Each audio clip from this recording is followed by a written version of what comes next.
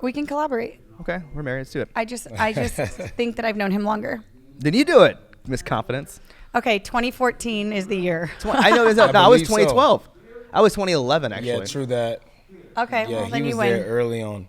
Okay, then you win. Mine was 2014.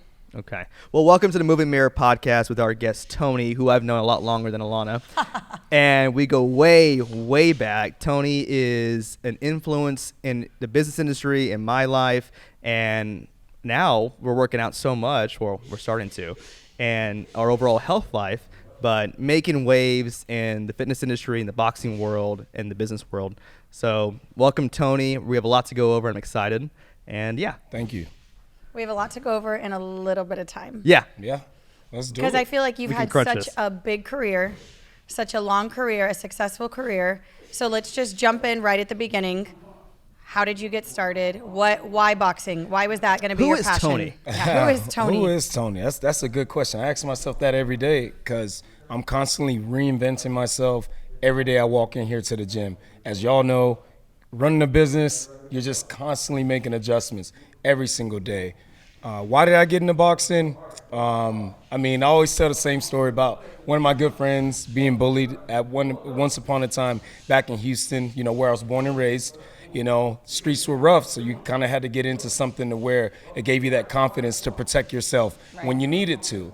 Beyond the physical part, it was more of like the mental side. I didn't realize how much discipline, how much patience, how much work ethic you gain from boxing, and that kind of carries into my business life every day now. I think it's so important that we touch on the discipline behind it because it's like, I'm sure people see the big Vegas fights and the glitz and the glam and Floyd Mayweather and everything that you see online or on TV or even what growing up, but the discipline behind it and the training. We were just talking to Daniel about it before, like the training and the discipline and the dropping weight. Well, it's a small world too. The boxing world is a too. small world. It's Yeah. the grind of like getting your name out there and getting the following, getting the members to join. That's hard enough in itself. For sure. So And you have the audience and the supporters, and at the beginning, you're not just going to start off at this big fight. You do have to raise money or get fund it all. So Literally, there's a reason why they call boxing the poor man's sport. Yeah. Because literally, bro, you start with nothing.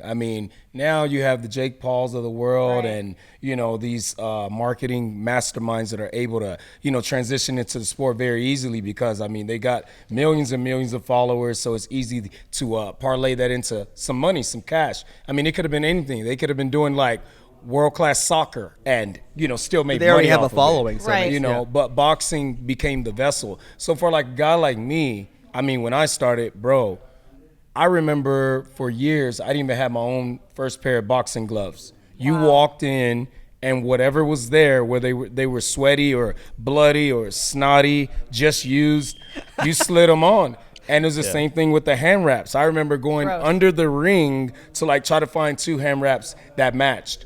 And that was just normal. That was which one's normal. less dirty? right. Which one smells? I would tell you that the gloves were worse because you can't really air them out as well as you would like. You get what I'm saying? So, yeah. So how old were you when you first put on your first pair of gloves? First pair of gloves, 17. Oh, wow. Yeah. 17, being 17 in boxing, starting is kind of late. Right. That's why I was shocked. Yeah, people are going to start at 5, 6, 7 years old. So now I look at my sons who are second generation. Dude, they've had gloves on since before they were 1. Right. They Came out of threw the their womb first in punch literally coming out of the womb. It was hands first, not head first. It was a 1-2. Hands first. The jab came out and we knew. That was him. Oh my gosh. Okay, so 17, and what'd you do? Just walk into a gym one day saying I think this is what I want to do? Yeah, well, I used to go and watch my friend who was really good. His name's Albert, AB, shout out. My man from Houston. So I used to just go watch him spar and watch him fight.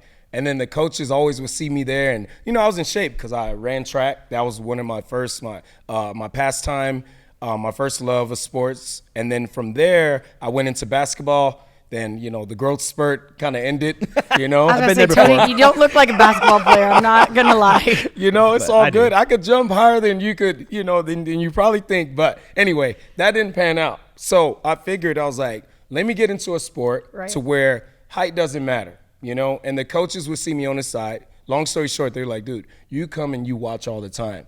You're in good shape.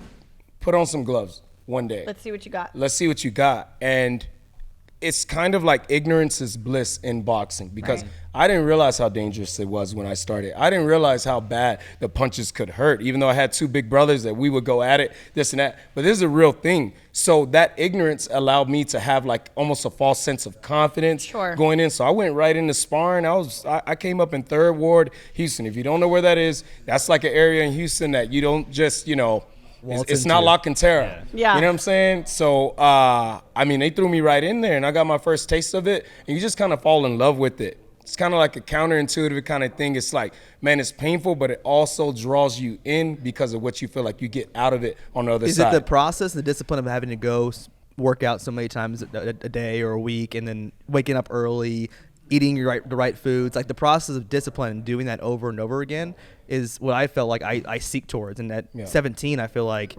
it's hard for most 17-year-olds to be that disciplined. And maybe you wanted something, that you were craving something like that. Yeah, well, I mean, that now goes back to, you know, my household. You know, I had a dad who was like always on us, you know, and it wasn't necessarily just about like school or things like that. You know, my dad had a newspaper business where he worked for the Houston Chronicle. He was an independent distributor. So, I mean, you know, instead of hiring employees, sometimes it's like, man, and he had 3 sons, he could get his sons in there, you know what I'm saying? So he's just all about bottom line.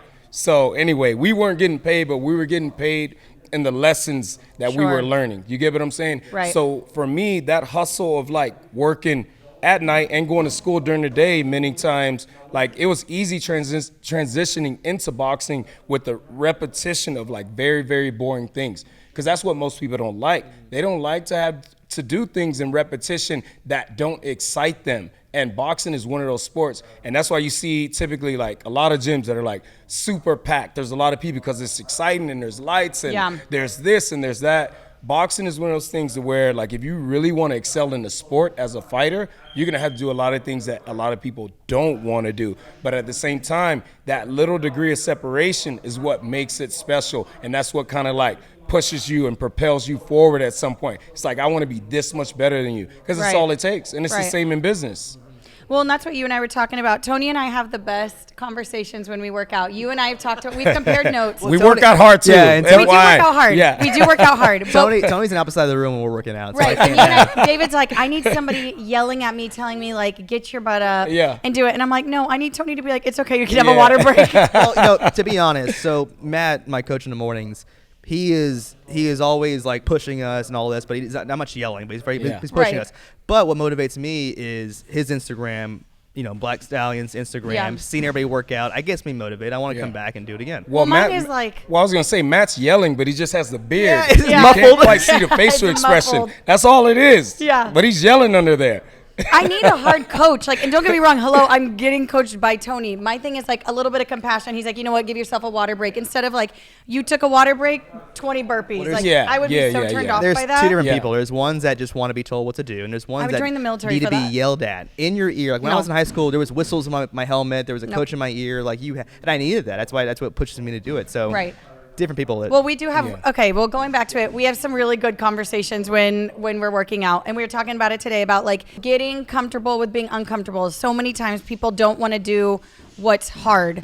They don't want to, if I was here working out by myself and I followed a plan and it said do 10 reps of this exercise, I would be like, I'm only going to do 8 and I'm going to call it a day. So it's like being able for you to go in and say, you know what, I am going to sign up for doing this hard thing and I'm going to train something that's out of the norm for you. And at your age, I think is commendable too, because people don't want to do that these days. Well, I'll tell you one thing, without that theory in place, which has been proven that people don't want to put in the hard work, especially when they're by themselves, I wouldn't have a business. I wouldn't have a job. Right. That is literally, you need yes, the means. you need the accountability. Yes. You need someone who actually understands you and actually can really see what your potential is and knows how to bring you on slowly through that process. Push. Yes, exactly. But push is such a relative word. Sure. Because you get these boot camp style places and just, you know, even in business, like, you know, working with your team or your employees, you have to know how much to push. Right. You get what I'm saying? Because for some people, what seems like a little bit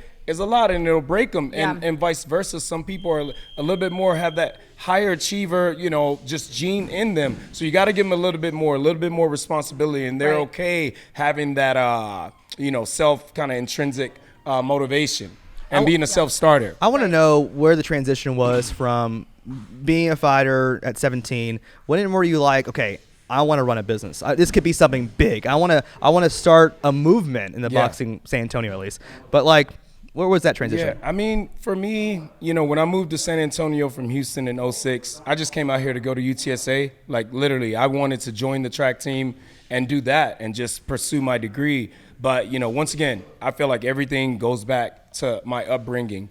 My dad wanted me to come out here and get some fancy degree, like, become a pharmacist or a doctor or a lawyer or an engineer and all those types of things. And to make a long story short, that wasn't really me. By the time I was taking pre-chemistry, and I mean, dude, like, this is just in all truth, because I want people to see, like, I'm not a perfect person. Like, you see people in these places after like 10, 15 years, you think like, man, that guy must have been super smart in school. Dude, I was in remedial math. Hey, join her. Going in.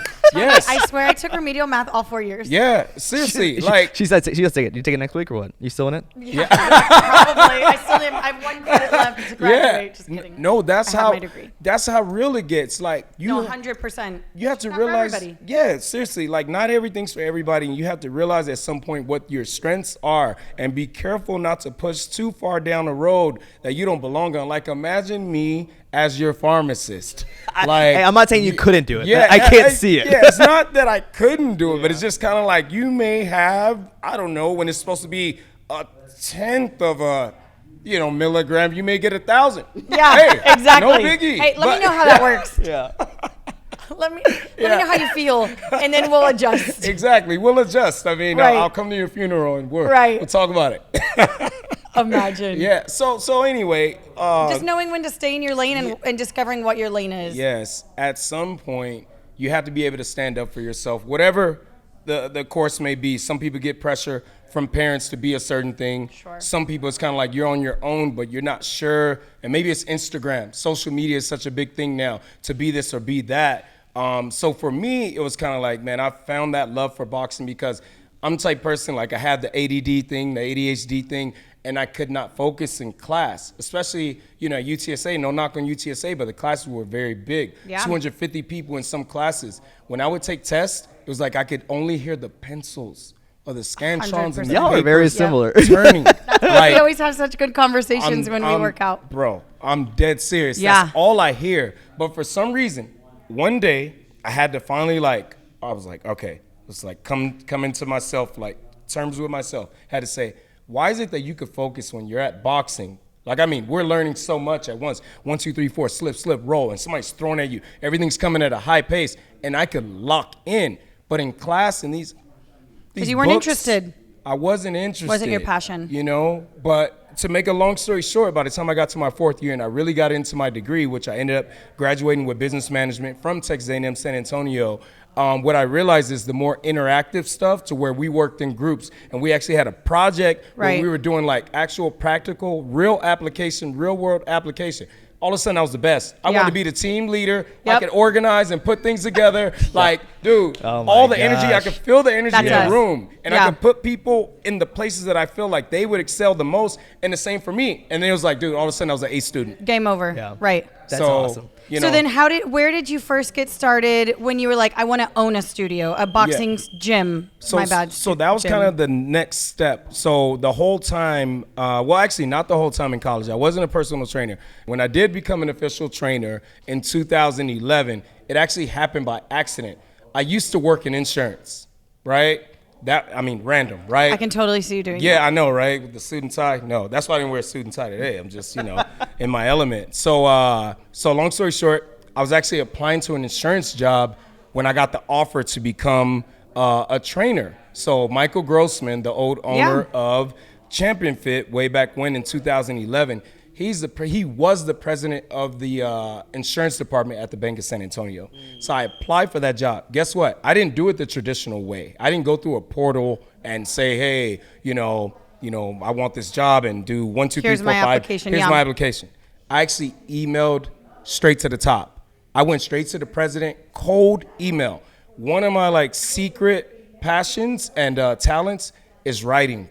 I can creative write like no other. That's cool. Tony, are we soulmates? Man, I don't know, dude. Are you I don't just the know. guy version Is of this- me? Yeah, the guy version of Alana. He's actually my ghostwriter. So. Yeah, there you go. It's all coming out today. It's all coming out. I love writing.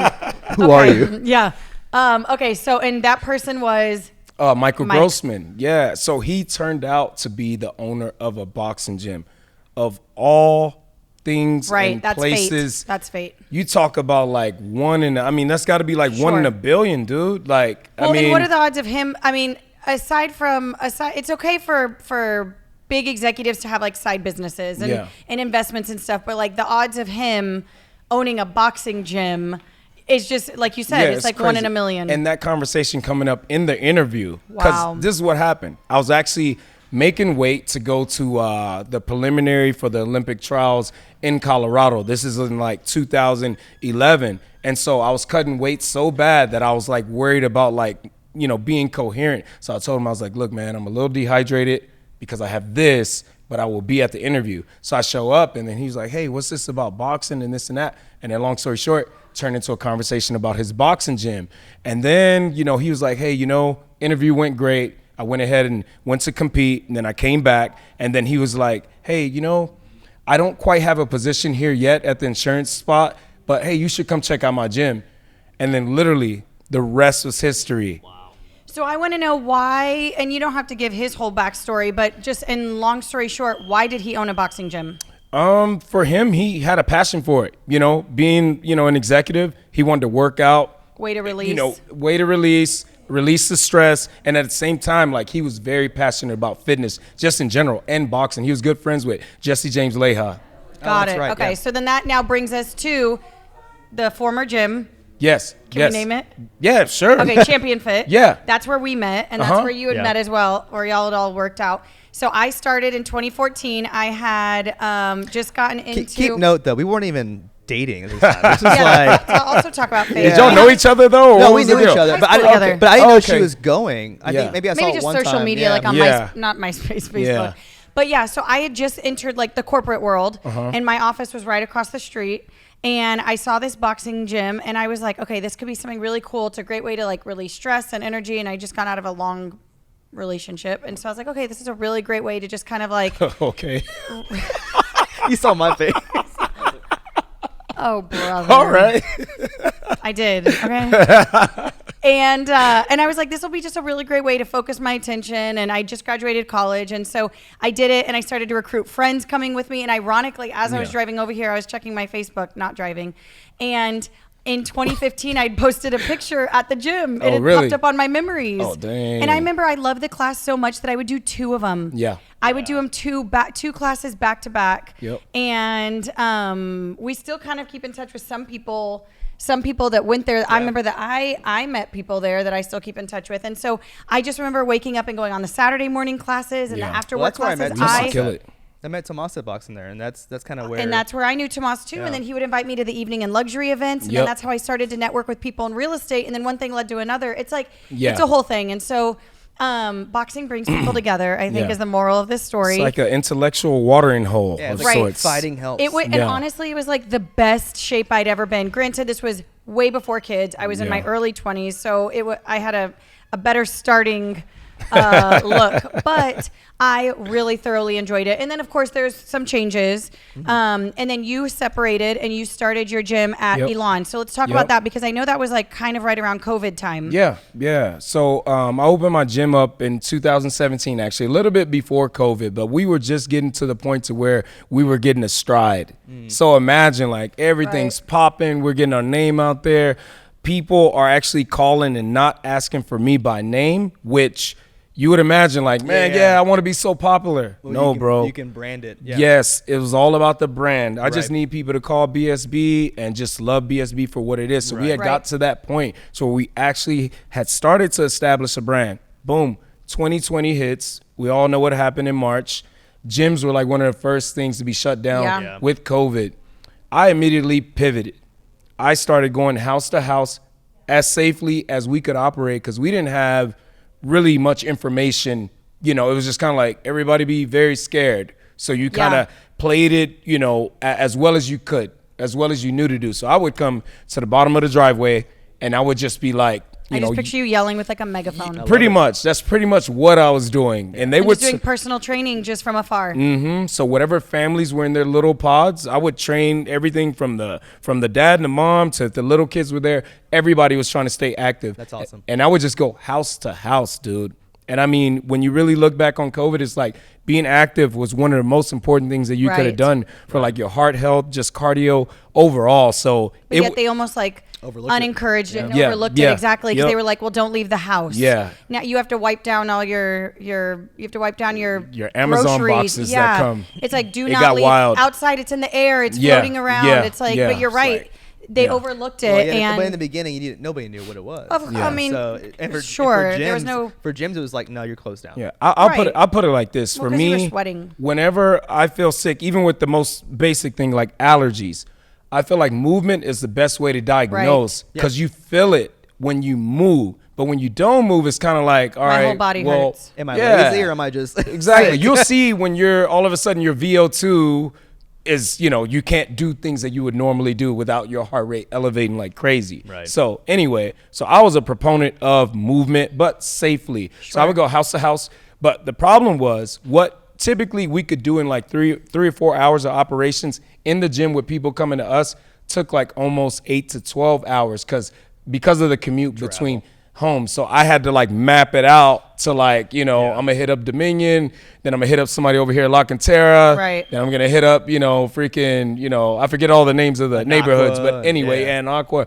wherever. So I was all over the city. Wow. Well, I just think that's so impressive that you, instead of just shutting down, being like, well, this is my fate, or when they had the loan repayment come out or whenever they were offering all the loans to everybody, you were like, that wasn't just your automatic answer. No. Yeah, you adapted and you pivoted and you were like, you know what, I can still do what I love, and people are staying in their pods, and as long as people are still willing to pay, which I think is a huge testament to your to my clients, man. clientele, Shout out to y'all, man. Disposable income at that time, people were holding it so tight. They were not, businesses were letting go of certain departments. Nobody knew what was happening. So for your clients to their disposable income, I'm sure. But at the end of the day, though, your clientele and your demographic is a little bit different than a standard gym. You will have a different higher end clientele and demographic, and so they're more committed. Well, not that, but to be able to work out at home, like I still want to work out. And to pay you have for to it. want it. Right, at the end of the day, you exactly. can have the money, but you have to want it, and you have to understand the benefits that are going to come. Most of my clients see it. Well, all of my clients see more of as an investment than like an expenditure. If That's that makes sense. 100%. Yeah. For kids, I want to live longer, so I'm going to put money into Yeah. it. Well, and I follow a guy, and he had posted, he's a financial guru, and he had posted like 3 things to constantly splurge on and like never ask any questions, any questions about. And he said the number 1 is like a gym membership. Yeah. If you go and you work out, there's no price you can put on staying active and being healthy, and looking back on it like for our kids and setting an example, and that's what I'm saying, like, and you don't necessarily have to have a gym membership, but like just get active, just do something, be healthy. And well, I would say the pandemic probably changed a lot of it gave gyms and those that were eager about growing their gym a way to market, because when a pandemic happened, your biggest concern was your health. Am I going to die? Is this really that serious? Yep. And if you can protect death or not protect it, but if you can prevent it at some point, then you're going to invest money into it. You got to do all you can do. We know that our time here is limited, but you want to at least be conscious that you did all that you can do. But even beyond the fitness side, I wanted to create a way for people to be able to work out at home without any boundaries, because obviously around that time supply chain was also screwed up, right? So people couldn't get the fitness equipment that they wanted, and they couldn't go to gyms. So I actually came up with a product called the Aqua Boxing Glove. Let's go into that though. That was my next question. That's sure. That's a great segue. To Shark Tank and Soulmates. Aqua Boxing Glove. Okay, let's do it. I know. Sure. Okay, let's go. So what's the genesis of it? What's the inception? Yeah. So while I was traveling from house to house when the gym was shut down, I noticed that people didn't have equipment at home. And I was thinking, man, it's like you get so much better of a workout when you have a heavy bag. I had clients like shadow boxing in their driveways and things like that, and holding water bottles if they didn't have dumbbells. And it was one day, like I told my girl, I was like, dude, I'm gonna create something that's gonna, kind of be groundbreaking, like kind of in between a dumbbell and a heavy bag resistance. And I would just think the whole time I was going house to house, thinking. There was one day I had a client that picked up the water bottles. They were shadow boxing, and I was like, it Bing! just hit. And I went home, and I was like, man, I made my own first prototype. I was like, so I took all the stuffing out of a boxing glove. I was like, if this glove could hold a substantial amount of like liquid volume, it's gonna be freaking perfect. Yeah. It's Game gonna over. be freaking perfect. So what I did was I got the boxing glove, unfilled it, took like a Ziploc bag. Actually, the first thing that I tried, because I was thinking of like things that could like conform to the shape, it was actually balloon? a condom. Oh my It was a God. condom. So I tried to. So At least yeah, we know Tony's I know, safe. curveball, Oh my gosh. curveball. So I got a condom, I filled it with water, and I tried to kind of. I want to ask so many questions. Oh boy.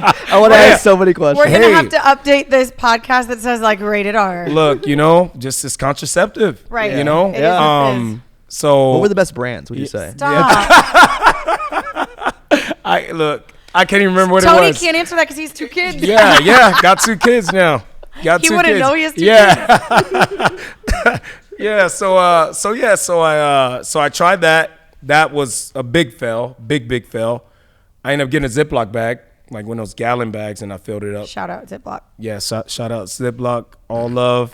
It worked out. So I was able to fill it up with about 2.5, 3 pounds of water, and I put it in the shape of the glove. And when I was punching, I could feel the weight of the water shifting back and forth, which was something I hadn't felt before as far as Right. like boxing. So it's like a dumbbell, but in the form of a glove that allowed you to be able to punch freely and fluidly and naturally and do all your movements without worrying about like hitting your face in the eye with a dumbbell. And I mean, the cool thing is you could unfill it and take it anywhere, and it only weighs 1 pound when it's unfilled, Wow. but you can Wow. adjust it up to about 3 or 4 pounds. So That's cool. Travel friendly, home friendly, gym friendly. What's the That's average cool. weight for a boxing glove? Like what's just Typically, training? the standard weight for sparring is going to be 16 ounces for protection, but they can go as low as 8 for like pro fights. Like when you're really trying to do damage, they'll go as low as 8 ounces. But the middle ground would be like a 12-ounce glove that you could hit the bag with. Gotcha. Yeah. Okay, so Aqua Glove, you started that, and then how much later did you realize I want to go on Shark Tank, and what did that process look like?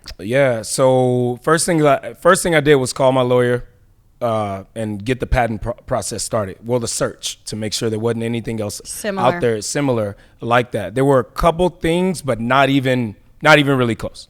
So anyway, got that cleared up, and then I was like, dude, I was binging Shark Tank so hard during the pandemic, like, man, because I'm just like, I'm not like a business nerd, but I am. I'm just kind of, I'm just interested in seeing that how people got to the points to where they are versus the way that I got to mine. So I would watch that show over and over. So one day I was just like, I was drinking tequila, actually.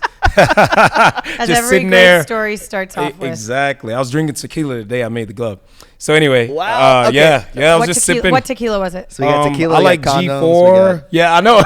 what a night. Yeah, A lot I'll of leave creation. the rest of the story If out. this yeah. podcast doesn't get sponsored by Ziploc I know, and right? tequila. That's right. Or Trojan. That's right. So I was drinking G4 tequila that day, just watching Shark Tank, and I was just like, man, let me apply. I was like, let me see what happens. And they ended up calling me back, not that season, but the next. So it was like a year later, get this random phone call from a random California number. And they're like, hey, this is such and such with ABCs. I'm like, click. I'm like, dude, this people are scamming so Right. hard That's during the true, that's pandemic. true. It was like, hey, like, you have an unclaimed $10,000. And people were like, getting in on all that. So anyway, I actually hung up when I heard it, and then I got a voicemail later, and I was like, hold on, man, like this. And then so I called back, we had a conversation, set up the first telephone interview, and man, the rest was history. Wow. I had to interview like 6 times over the phone, and then another 3 times virtually, because mind you, we're still in the middle of the pandemic. Right. Typically for Shark Tank, you're going to go and you're going to do one of those where they just kind of pop up and you just show up and you stand in line like American Idol style.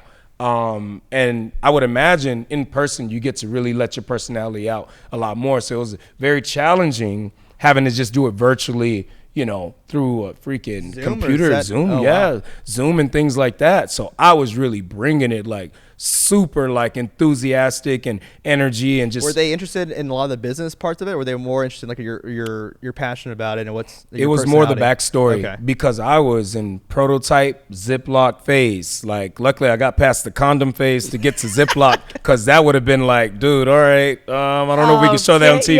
Yeah, you know what I'm saying? So I got to Ziploc phase and I literally hadn't even had barely my first prototype at that point.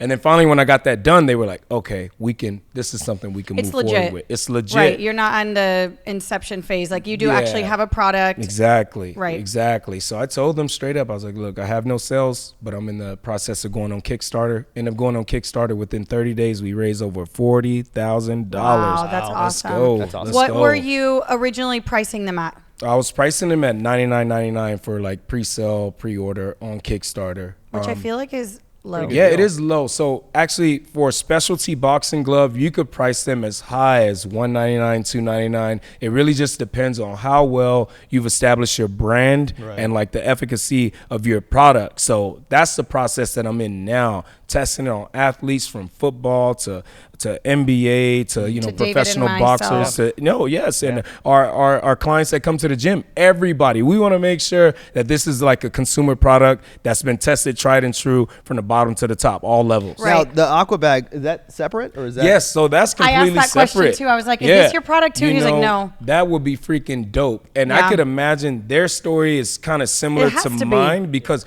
those are really boat buoys. Wow. Those are boat buoys. So the same company. I asked that was it a fisherman that kind of created? Yeah, I know, right? Probably was pissed off one day and punched it and was like, hold on. Hold on, man. That feels good. And, you know, next thing you know, like, it's a product in every boxing gym. It was actually my joke. Yeah. Why did we all say it, though, at the same time? That feels good. What the? There's no script here. Nope. Okay, that was one of my questions. As soon as I walked in here, I was like, hey, is this your product too? And you said no. Yeah. But okay, so with Shark Tank, like David had asked, did they want to know more of the financials as well? Like how much of the vetting process do they do that we don't know behind the scenes? Because I love that stuff. So I'm still under NDA. Oh. So there's so much that I can say. They put you on an NDA? Yep. Yeah. So you got to protect the process, you know, that they have. But for what I know that I can say, I mean, they have to know everything. They you have to be so transparent. Everything from how much you spent on your patents all the way through to prototypes and so on and so forth. Because I mean, you're having somebody invest in your business. Right. No, it needs to be legit. Yeah. So let's go into that. You step foot into that room. Yeah. What do you feel? Yeah. What's that like getting? And in how do front you of all of prepare them? for that moment? Well, I mean. And you went by yourself. A lot of times people have props or other people or stand-ins to kind of offset that energy. You went totally by yourself? Yeah, I wanted the smoke, to be honest. I wanted the pressure. Like, I didn't want it to be like, oh, well, I feel like my buddy's here, so, man, I feel so much more comfortable, like a crutch. I was like, no. For me, it was like another professional fight. Like, I'm walking out here. I don't care if you're a billionaire or a millionaire, multimillionaire, whatever, like, all respect, but I'm walking in here, and at some point, you had to do what I did, right? You had to walk into a room of people or a crowd of people and convince them that you're funny or that this technology works. So I walked in supremely confident. But to prepare, you can build your own script, or you can have like your producer work with you and they'll help you. But for me, I wrote everything myself. Every single part, because I wanted it to be so natural that I didn't have to focus on trying to remember it. Exactly. Right. You know what I'm saying? Which actually makes sense, because if you think back about it, because David and I watch Shark Tank pretty often, a lot of it does kind of follow the same cadence. Yeah. Kind of the same little equation of they just jump right in. Like an elevator. Yes. Yes. So exactly. It needs to be quick, because that's part of the test. How quickly can you convey or sell your product or idea and captivate them enough to even be interested to continue with questions? Wow. So I put all that together. And Kevin Hart was on the panel. Yeah, he was on the panel. Oh, that's awesome. I love it. Kevin Hart, Mark Cuban, Barbara Corcoran, of course, Mr. Wonderful, and then Lori Griner. Oh, wow. Yeah. Wow. Yeah. Okay. So did you know who the sharks were going to be prior? Yes. Okay. So at some point they do tell you who it's going to be. Because you can kind of cater your pitch towards one of the sharks that you know Exactly. maybe that's Well, more of their niche. Mark or, Exactly. and Kevin, they both work out a ton. Right, Yep. exactly. And so that's good to know that you have that Yeah. background info. Okay, so you step foot in there, and you Yes. said it's one shot, Yes, right? one shot, literally. Wow. And I mean, so I just did a shoot on local TV just yesterday. And it's like, if you walk in there for the first time, it's pretty intimidating. Sure. Not saying that it's not intimidating for me anymore, but going to Hollywood is a completely different thing when you drive into Sony studios and ABC studios, and it's like, Yeah, you get one dude, shot. Do they pay for yeah, you to go? It's wild. Yeah, they take care of everything. Yeah. Wow. Yeah. Well, I'm just thinking about the logistics of everybody Yeah. they have on the show, and then I know that they film people that never actually make Yeah, it on air. that air. So Yeah. all of that. So that's fascinating. Yeah, Okay, yeah. so you're there. Yes, I'm there, and I mean, you get your own movie trailer, which is pretty dope. You would think that you would be living in the moment, and maybe some people have the confidence to do it, but for me, it was kind of like, yo, like, you're about to go out and have to be expected to perform as if you are an actor, Right. or you're, some business mogul, which I was neither.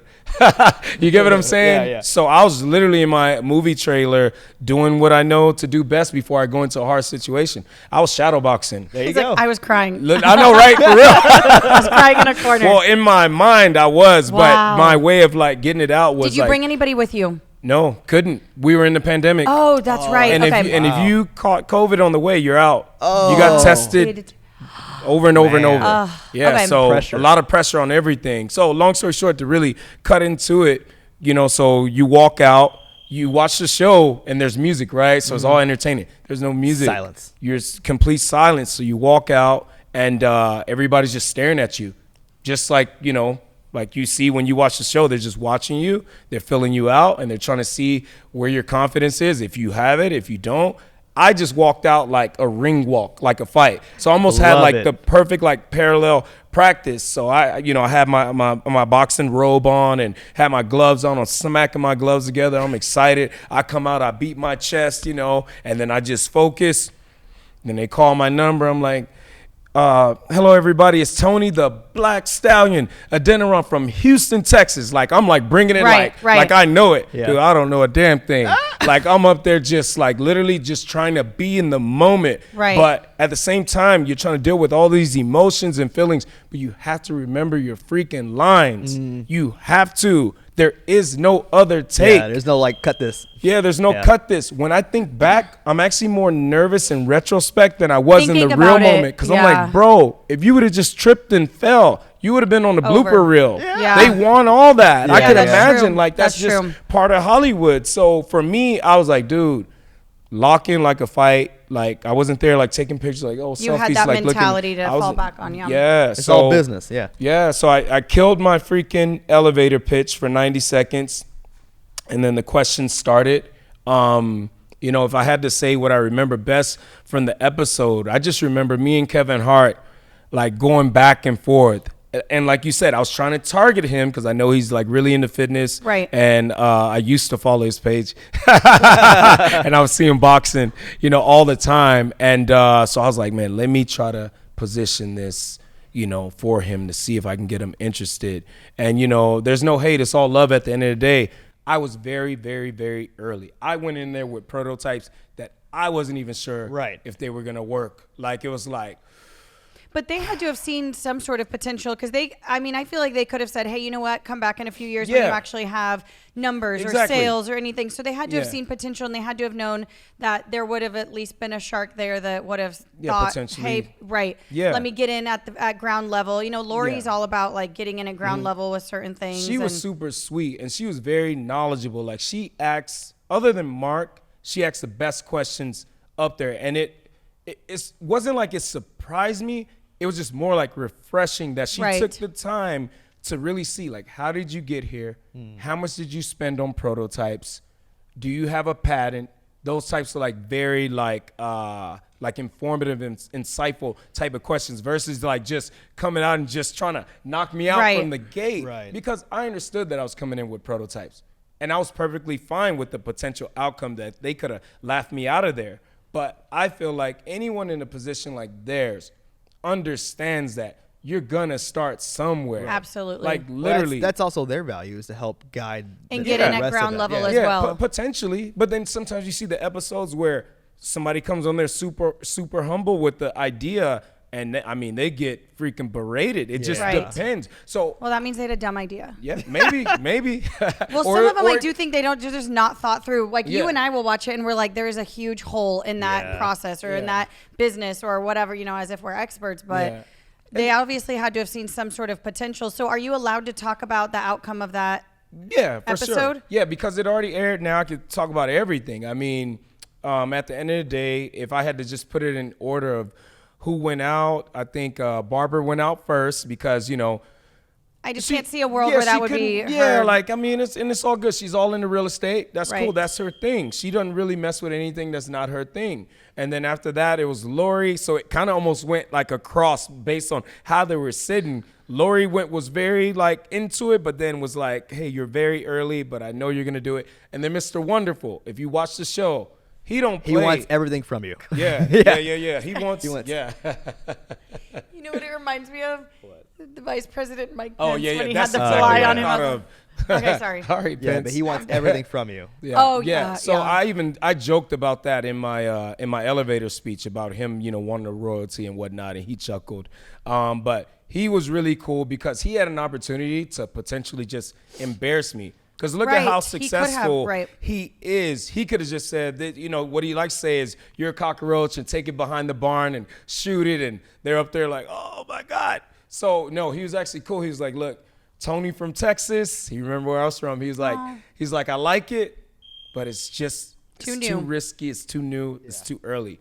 And then hear me and Kevin Hart go into a whole sparring match, like going back and forth, like. Did you make him like try on the gloves? Yeah, he or, tried. Okay. He tried it on, but there were some things about the prototype that he was very right about. Like you couldn't really get a feel for it. It was a little big. A lot of these little things. But he's a small guy. Yeah, well, so that kind of like amplified it to where it was like even more probably uncomfortable Right. for him. So, and that's cool. And I knew kind of what I was facing, but I was hoping he would just like see past the prototype, Yeah. like understand I'm gonna have other sizes. Aesthetically, Right. it's gonna be beautiful. Yeah. It's gonna Just see the vision. concept. Buy just into the see vision. the vision. Buy in early, and bro, you probably could have convinced me to get 20% of the business if Yeah. it was right. Right. If you came with the same energy time. that I had, and obviously you have the audience and the connections, dude, we could have made something beautiful. Yeah. But it's fine. So we went back and forth about whether it was really travel friendly or whether anybody would really use it, and whether really the big thing was whether like companies like Peloton would continue to ascend and whether gyms would open back up. That was the biggest argument. And Interesting. that's when I really put my foot down. I was like, y'all don't understand. Why would y'all even fly me out here to Right. do this in person if people are going to be more in tune all of a sudden for the future with virtual conversations and things and workouts versus actually going into a gym? Yeah. Why'd y'all fly me here? And it was Right. like, yeah. Well, that's exactly what I'm saying. Yeah. People are going to go back to gyms, but for the meantime, this is a product that you could use to work out at Right. home and this and that. And if you paid attention to Peloton stocks, everything that I've said has came to fruition. I said that this is a great tool for when you're at home, but people want this interaction. Right. Right. Otherwise, we could have done a Zoom. Right. Right. Why didn't we do a Zoom? Because it's faster. We could have Exactly. saved gas. I would have Right? had to Very put true. on so much makeup. Yeah, well, Okay, I 110% agree. However, I do think that, yes, they are for at home, but at the end of the day, though, a personal trainer, a boutique gym, or even somebody that just is going to go to a big gym could still bring them and add it to their workout plan. So it's like, it is, yeah, at the time it served a great purpose when everybody was at home, but they are universal and personal trainers can have them, boutique Athletes. gyms, athletes, Yes. exactly, all of the above. So the biggest thing is just the fact that, yes, you could hold dumbbells and they could be 1, 2, or 3, or 4, or 5 pounds, right? But now you got 5 pairs, which equals 10 dumbbells. Right. And let's just break it down by price. Typically, dumbbells are broken down like $1 to $1.50 a pound. So you start adding all that up versus having one universal glove that is not only going to give you the weight and resistance, but it's also dynamic resistance. If you understand, it's safer because of the fact that, I mean, you don't have to hold the weight. You're actually wearing the glove as naturally as you would wear it when you're in the ring. So you can do your movements more fluidly, and that's why it's actually the name that I trademark is actually Fluid Boxer. Oh, cool. Because you're able to fluidly move, plus obviously there's fluid in it. Right. You know what I'm saying? No, that makes sense. Love it. So you get to move fluidly. Like when you're holding a dumbbell, like if you're a boxer and you want to do your catches and parries, you're not going to do that with a dumbbell like that. With this, you just move. You're not worried about being, like hurting yourself. It's made of silicone, so it's hypoallergenic, and at the same time, you don't get the, it's not metal. It's a lot safer. So so fast forward to today, where do we stand with Aqua Gloves? Yeah, so I'm very, very, very excited to say that finally we are in production. Like, let's go, man, let's go, baby. You heard it here first. Yeah, you heard it here first. Put in your pre-orders. Yes, yeah. Should we drop a link? Yeah, we can. Drop that link. Let's drop a link. I'm gonna connect it with my LTK. Yeah, let's get it, baby. Let's get it. I'm not sure what LTK is, but let's get it. Let's get it. And I love that for you. Yeah. Okay, so so what's the timeline? Yeah, so the timeline looks like February, March of 2024. Okay. Wow, That's So, soon. dude, we're I already forget we're in 2024. Yeah, so they're cranking them out already. I still haven't released like an official picture or photo of them because I'm kind of holding that until like I'm already delivering. Build up the hype. Yeah. Build up the hype. Then I'm gonna release that photo. But I do have one of the most latest prototypes. Oh, that cool. came out. Let's Yep. go. This is And- cool. And that's a prototype right there, but it came out really, really good. The actual final version is gonna be like super sleek. Like, that is cool. That's like very minimal. Yep. Okay. Does it have water in it right now? No water in there right now. Yeah, no water in there right now. I'm trying to describe how it feels. Yeah. There's a video too. So It's like rubber. Yep. Yep. Slide your hand in there. Is this a one size fits all?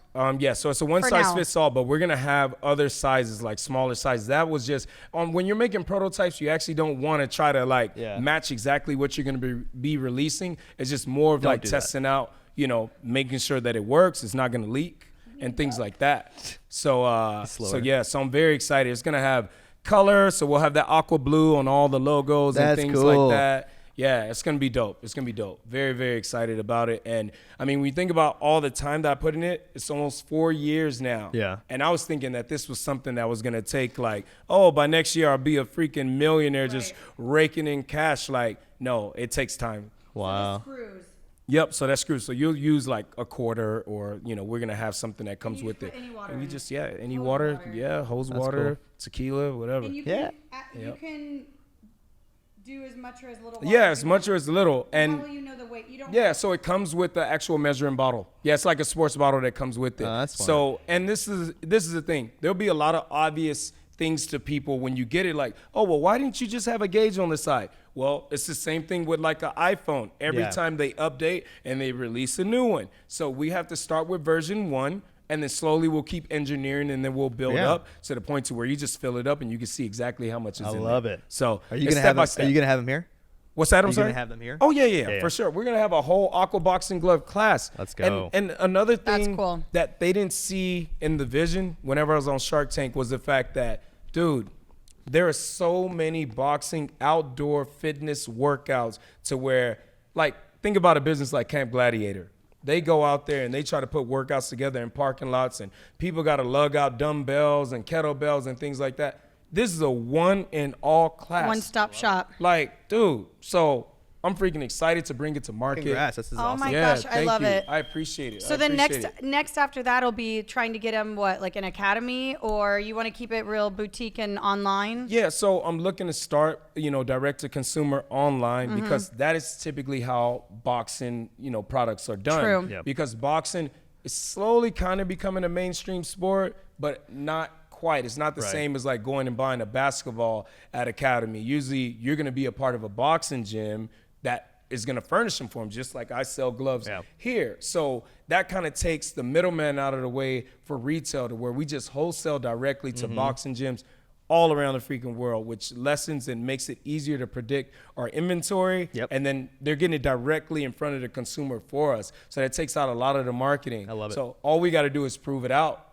That's awesome. And it's done. Hell yeah. That's so exciting. That is I've never, exciting. I never, you and I have talked about it, but I never actually saw it. That's Yeah. really cool. Yeah. End on a high note. Holding this wrong this whole time. What if you had it backwards the whole time? Yeah. It's this way. What if the whole time he's just like, Oh my God. Hold on. No. I had it on this side, I know. but it wasn't. Yeah, I was like holding it here. Oh, it can hold either way. it'll still Okay. picked it up, Yeah. right? Yeah. Okay, let's bring it on back home. Shit. Is this thing on? Nobody bothered to tell him. Thanks. Okay. Shit. Soulmate my ass. Imagine. God. Okay, so like I said, so bring it on back home from the top. You and I always have really good conversations. We talk about life, we talk about motivation, we talk about doing the uncomfortable, and I mean everything from like generational curses. Like we've literally talked about everything, like how we want to raise our kids, all that. Yeah. So let's leave the audience with some things that you take with you on a daily basis, like just some mindset, your mentality, some little quotes, words to live by. What is it that keeps you going every day? What are some things that you're thinking about in the ring or when you're training? Would it be better for him to give us a day in the life of Tony, like from start to finish? Because I feel like you're here. Well, one day he's running 30 miles I on know. 1604. I would love to hear like what time you wake up, what do you eat for breakfast? Like we got time for that. Okay. Yeah, sure. I mean, I could answer both, to be honest. Let's do it. I mean, while this one is on my mind, I'll start with Yes. that one. I mean, for me, like as far as like words to live by and what's driving me the most right now, it would be my 2 little boys. Because now I'm realizing like whatever I tell them when I'm leaving the house, whether they can fully understand or not, I literally have to live by that and mean it. Right. Mean it. So, for example, I thought about this just driving here. It's kind of like when I tell them, you know, bye-bye, Dad, be right back. Dad, be right back.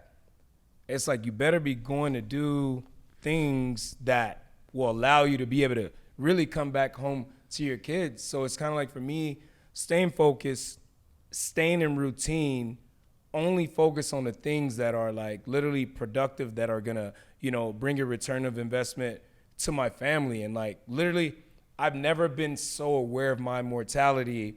Once you have kids. Once I had kids. Mm-hmm. So now I'm in the phase where I really don't get out as much. I mean, you may see me out, you know, I don't know, Blue Prime, you know, hanging out, having dinner or something like that, but I don't really do much. You're not in the club. I'm not in the club. In the club. Yeah. I ain't doing that. I ain't doing none of that. You're funny. But I also think that's just like 10 years ago, you would have caught all of us in the club. Like Yeah. none of Yeah. it. Club. It's a club. Yeah. Oh, is that what you said, club? Yeah. Oh, God. Is that an own inside joke with myself? I think so. Okay. It's not even funny though. The club, Savannah, the you're club. not, she's not even. What she wasn't. She just started laughing. Why is that so funny? But 10 years later, now we do have kids. We're all in Yeah. different times in our lives. Like we don't have time for any of that. You and I got invited to something at 5:00. Today? No, Oh. on a weekday, and we're out. Yeah, no, like, it's no we way it's gonna happen. The baby goes down at Yeah. 6. Stella Yeah. goes down at 7. I'm like, hard pass. Mm-hmm. So 100%. It's all about, and also priority. And I told him that too. I was like, our 2024 resolution is like, we're only going to limit ourselves to one event during the week, and it has to be, if it's not a date night, it better Yeah. be something that's serving our business. Yeah. Or our family, or the people around us. Like Yeah. it has to be something It has worthwhile. to make sense. Right, Can't it has just- to make sense. Pleasure is kind of like in the back seat. You know what I'm saying? I don't have time to be just just out there. Gallivanting. Yeah, exactly. No, I agree. in the street. Yeah, can't be in the streets now. Unless you jogging, just putting in Yeah. the workout. You know. You will never find me jogging yeah, no. unless I'm being chased. Chased. Well, that's Or in your run program. run into a Sonic or I something. mean, run into a Sonic. Yeah. I mean, I'll do like a 10-minute warm up, but you better believe you will never catch me doing a Yeah, lap got you, anymore. Got you.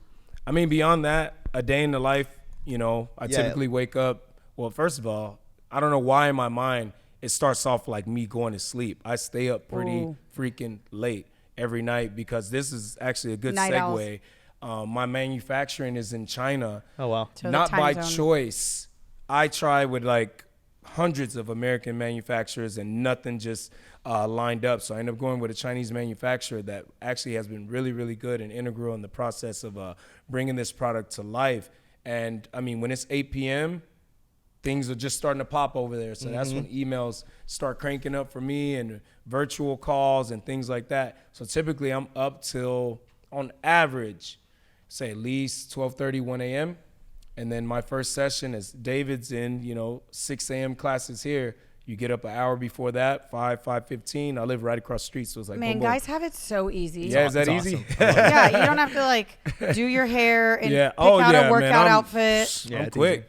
I'm quick. Quick shower, boom, boom, boom. Workout. Look at what I wear to work. Yeah, literally. You love could this have cake. slept in that and I Yes, would have coulda, believed you. Yeah. Hey, some guys do. Now people are gonna be wondering. Yeah. Yeah. Yeah. Did you literally No, roll no. out of bed? No, I didn't. Guys have it so easy. Yeah, a blessing. I'm glad I'm a man. But nothing wrong with being a woman. Yeah, I love women. We'll save that for podcast 2. Yeah. But yeah. Roll out of bed 5:15. Come here to the gym. Typically, I'm here from about 6 to like 2 or 3 p.m. straight. And I know a big thing right now for people is like fasting and things like that.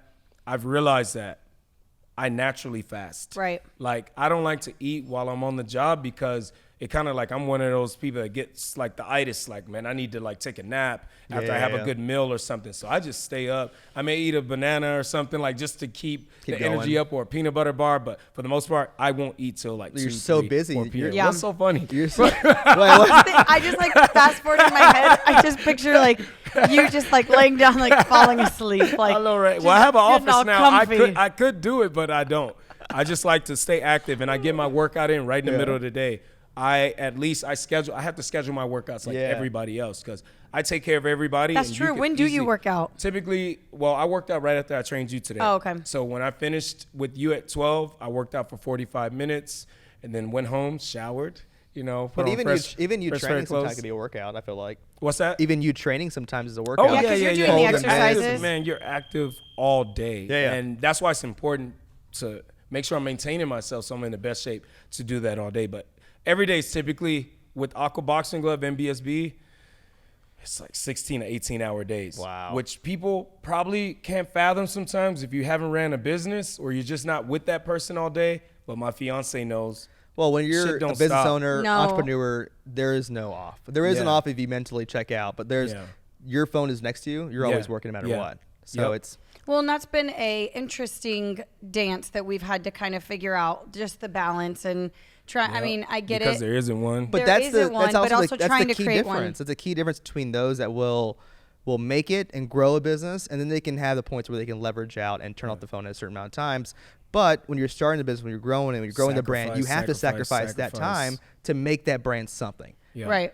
No, 100%. I mean, and I'm in that phase again. It's almost like I'm trying to raise 2 startups at the same time because moving over here into this bigger location for BSB, we went from 1,000 square feet to 3,000 square feet, higher rent. I've doubled my staff all within the last 9 months. Hired an operations manager / business development person who now is pretty much on a salary. So to manage those cash flows and time between both businesses, I literally feel like I got my MBA in this last 9 months, like on the for streets. real. No, On for real. Yeah, no, for real. Like street life, like real life. Like you could never create these types of situations in class, even if it's written down like company A, company B. Right. No, bro. When your name's on everything, it's on. different. Yeah. Well, and also, it's different. And also being a business owner and an entrepreneur and something that we've all three sitting here have experienced is, I mean, number one, the pandemic. Nobody can ever predict that in a classroom or in a textbook. Yeah. That's number one, first and foremost. And number two, just life's curveballs, natural curveballs, whether it's having kids, whether it's leaving corporate jobs, whether it's separating, like life's natural curveballs that are going to be unique to each person. Your experience is very different than ours, but we also have a lot in common in regards to being an entrepreneur, opening up our own business, it growing exponentially overnight, which has been the biggest blessing. And then also learning how to navigate and manage personalities and clientele and you and I talk about that all the time in regards to just managing customer service, like staying at the forefront. And it's, I think, a huge nod to you that number one, you do have the clientele and the demographic that you have, because there's not, I can't think of another gym here that has like your clientele. Like a lot of, I mean, I told David, I was like, you're at the right gym when there's like a Lamborghini, a Ferrari, a Porsche, like, you're at the right place. Like it is what it is. And then on top of it, it's also, I think we live in such a sensitive time where you can never be too careful doing anything. Yeah. And so for like there to be no rumors, no fluff, no anything, no hearsay, anything, like for people to know, Black Stallion Boxing is a gym where you're going to get a damn good workout in. It's going to be a family. It's going to be camaraderie. I mean, like you're going to find the motivation. And you're going to find the motivation and you're going to ultimately see the results. Like that's it. Yeah. Nothing else. And I think that's a huge nod to you of the image that you've created and been able to maintain all these years. And knowing you for so long, it's like, we're proud of you. I appreciate that, man. I'm proud of y'all. Y'all have done big things, man. And it's kind of cool to just watch the cream rise to the top in a good way, man. And everybody's going through their own process, you know? Right. So it's kind of like staying humble, trying to be consistent, staying in your own lane, and also like reaching back that hand when you can for somebody who you see the potential. And that's huge to me because just being on Shark Tank in that moment, I felt like somebody could have reached that hand out, but maybe I wasn't ready for it. You get what I'm saying? Well, you have to trust the timing. Yeah, you got to trust the timing and, you know, be careful about what bridges you burn because you don't know. People watch. People are watching. You never know when you'll get that DM. Like Mark Cuban reads all his emails, you know, so he says, but you never know. So I don't burn any bridges. I got no hate. It's all love. I love it. Just keep grinding, baby. Yes. Well, we are so happy and so proud of you. And obviously we love you. We're so excited to be back here and to be in this incredible, beautiful new gym. Where can people find you? What are your handles? Yeah, so you can hit us up. Of course, you can go to blackstallionboxingplus.com. You can hit up us on Instagram, Black Stallion Boxing Plus as well. Same thing on Facebook. And, of course, our phone number, 210-777-PLUS. Love it. Are you? Ooh, that plus. Yeah, got that those plus. last four, that plus. That's right. Are you going to fight again? Are you? You know I'm fighting every day. Ooh, mic drop. Hey, yeah, I know, right? Boom. Yeah, no, for real. No, my businesses right now are my intellectual challenge. All my other time is going to my kids and my fiance. Yeah. And that's pretty much where I'm at. I'm enjoying training professional fighters now. And I'm playing chess now more as, you know, like the general than actually being out there on the battlefield. Don't forget about us little people when you do fight. Whatever. When you're on the main stage in Vegas. Okay, thanks, Tony. Yes, we thank love you, Tony. you. We're so Appreciate proud of it. you. We'll see you guys next time. You.